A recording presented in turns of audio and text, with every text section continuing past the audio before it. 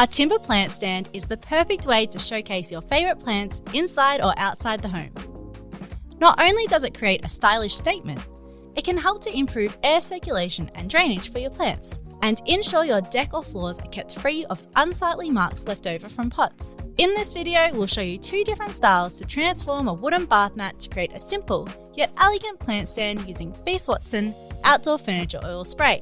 In addition to your wooden bath mat and legs, here's what you'll need: Feast Watson Outdoor Furniture Oil Spray. We're using Teak, a clean cloth, a paintbrush, an electric sander, a drill, screws, and your safety gear.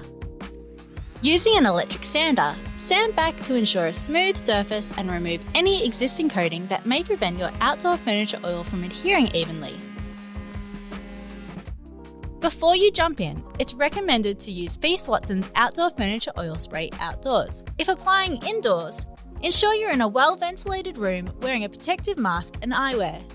Shake the can for at least 30 seconds and holding it 20 centimeters from the surface, begin spraying the bath mat in even, smooth strokes.